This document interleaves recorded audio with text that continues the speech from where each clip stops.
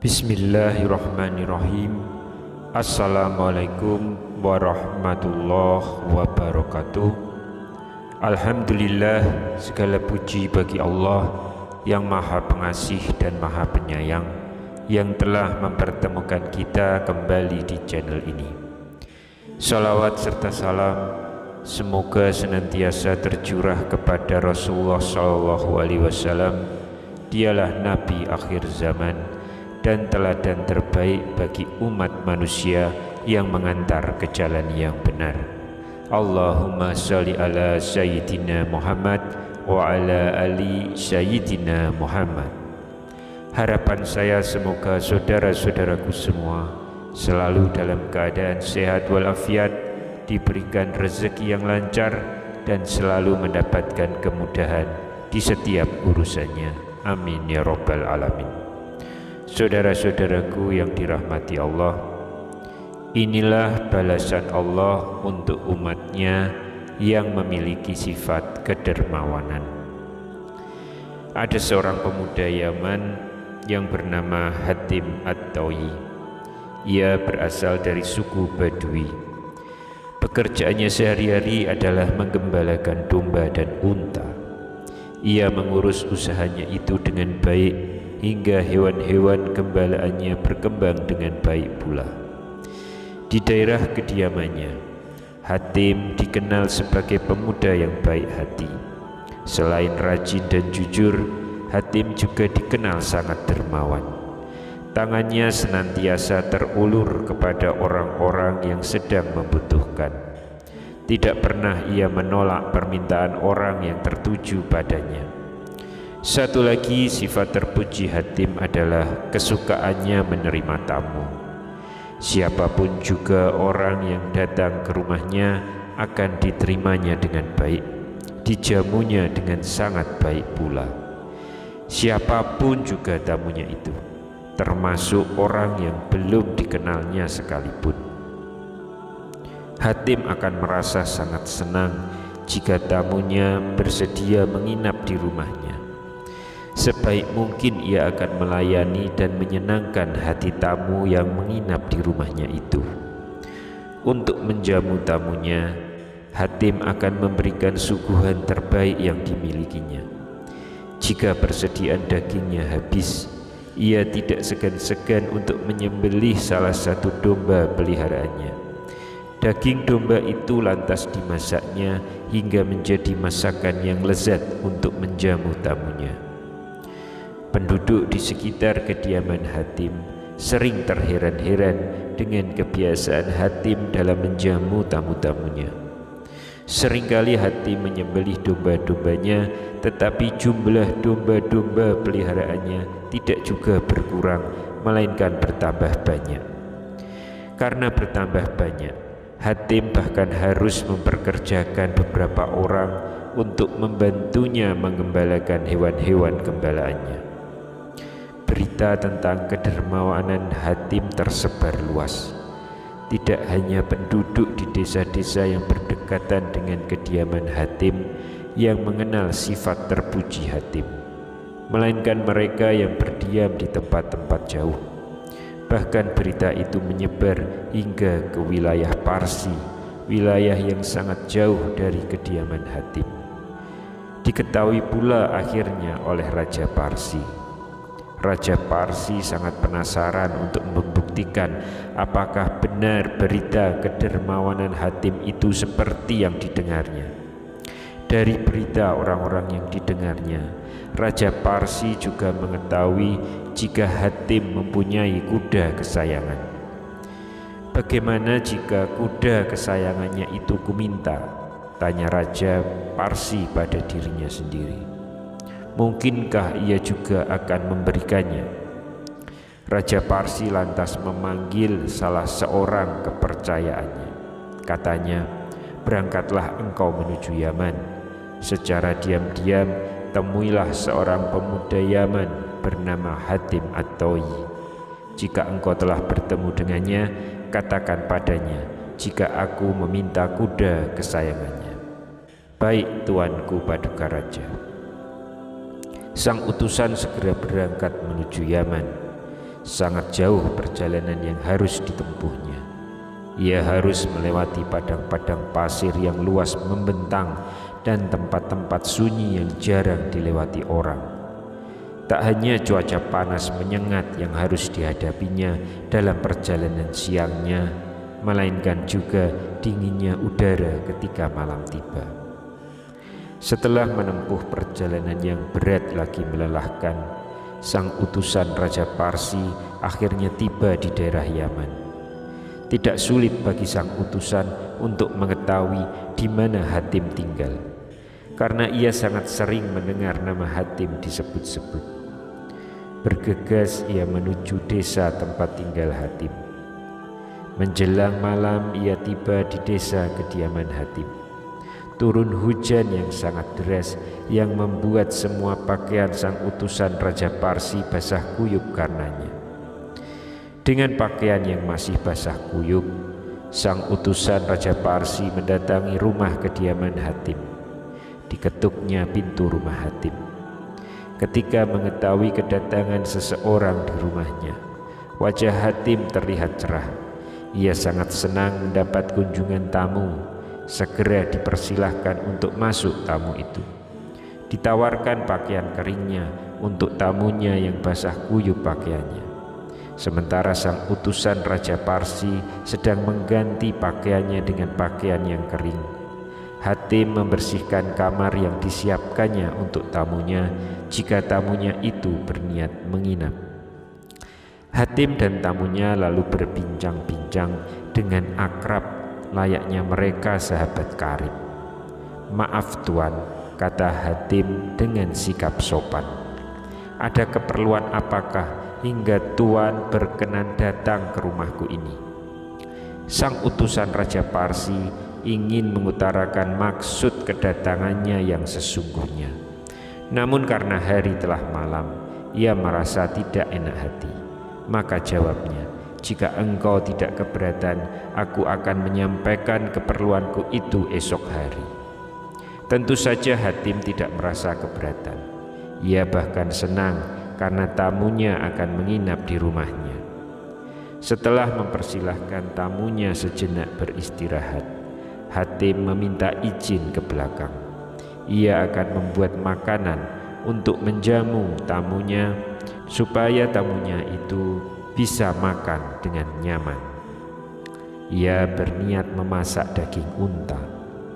Namun rupanya persediaan daging untanya telah habis. Begitu pula dengan daging dombanya. Sejenak Hatim berpikir, tempat penggembalaan domba dan untanya jauh letaknya, sementara hari telah malam. Masakan apa yang harus diolahnya untuk menjamu tamunya itu? Pandangan Hatim terantuk pada istal di belakang rumahnya. Tanpa berpikir panjang lagi, Hatim bergegas menuju kandang kuda kesayangannya itu. Tanpa ragu-ragu, Hatim pun menyembelih kuda kesayangannya. Dimasaknya daging kuda kesayangannya itu menjadi masakan yang sangat lezat. Hatim menyuguhkan masakan buatannya pada tamunya. Sang utusan Raja Parsi makan dengan sangat lahap. Dirasakannya masakan Hatim sangat enak. Ia bahkan menambah hingga akhirnya sangat kenyang perutnya.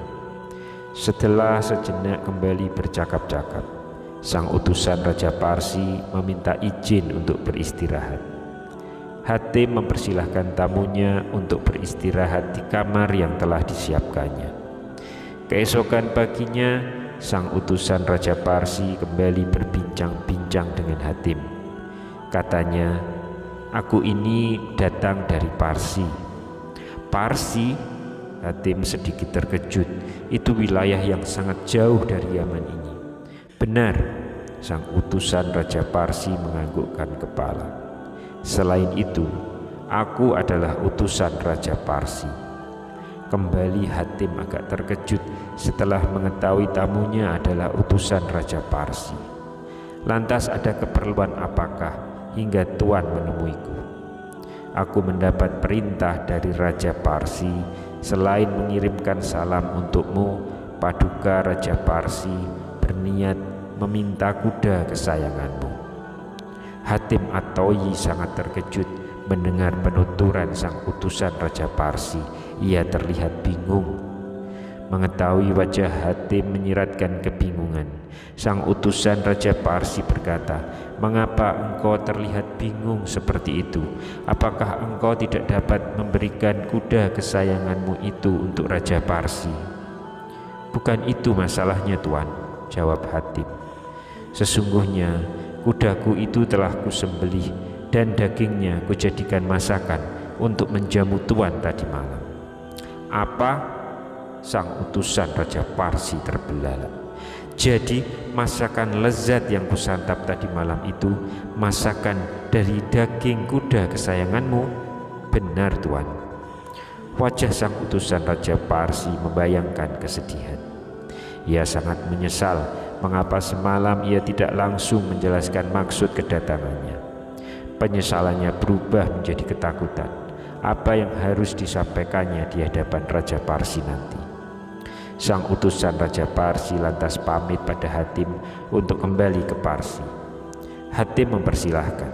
Katanya, "Sampaikan salam hormatku untuk Paduka Tuan Raja Parsi." "Tentu akan kusampaikan." Sepanjang perjalanan kembali menuju Parsi, sang utusan Raja Parsi merasa sangat menyesal lagi bersalah. Ia yakin Raja Parsi tentu akan menghukumnya karena gagal menjalankan perintahnya. Namun demikian, ia bertekad akan jujur menceritakan kejadian yang dialaminya di rumah Hatim. Sekali-kali ia tidak akan berbohong. Ia akan menerima hukuman yang akan dijatuhkan Raja Parsi kepadanya karena kesalahan yang telah diperbuatnya, apapun juga hukuman itu. Tibalah kembali sang utusan Raja Parsi di istana kerajaan Parsi. Ia langsung menghadap Raja Parsi. Setiba di hadapan Raja Parsi, sang utusan langsung menyatakan kesiapannya untuk dihukum Raja Parsi. "Mengapa aku harus menghukummu?" tanya Raja Parsi. "Hamba telah gagal menjalankan titah Paduka Tuanku Raja. Tidak hanya hamba gagal membawa kuda kesayangan Hatim itu ke hadapan Paduka Tuanku Raja, namun hamba malah turut memakannya." Raja Parsi keheranan.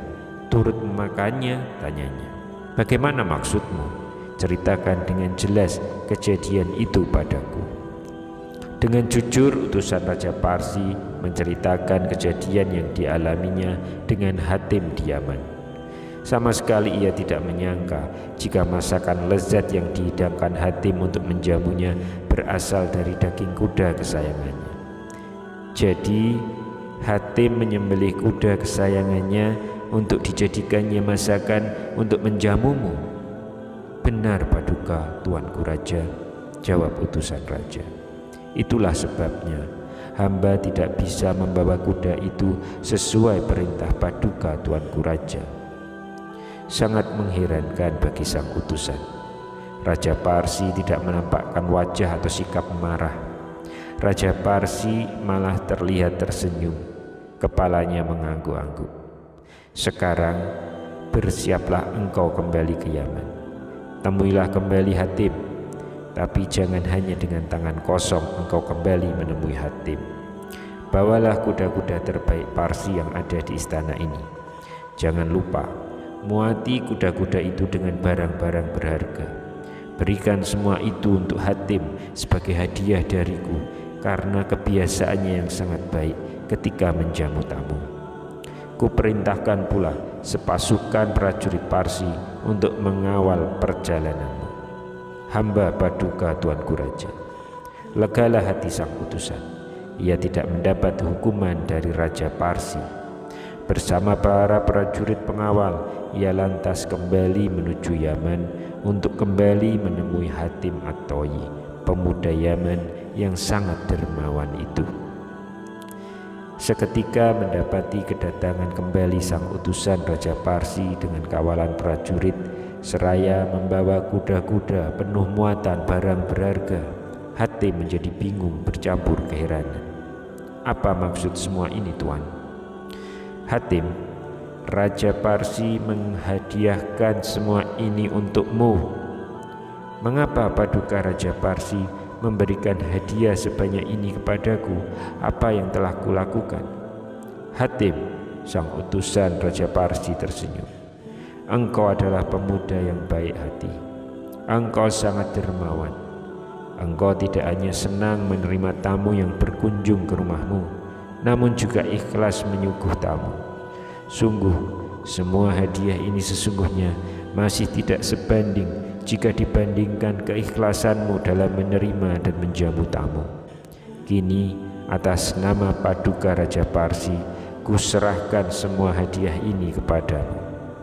Hatim pun menerima semua hadiah pemberian Raja Parsi itu dengan perasaan syukur kepada Allah Subhanahu wa Ta'ala. Saudara-saudaraku yang dirahmati Allah, hikmah dari cerita itu adalah bahwa seseorang yang berbuat baik tidak hanya akan mendapatkan pahala dari Allah Subhanahu wa Ta'ala di akhirat, melainkan juga akan mendapatkan nikmat yang berlipat ganda di dunia ini. Demikian yang bisa saya sampaikan. Semoga bermanfaat. Wassalamualaikum warahmatullahi wabarakatuh.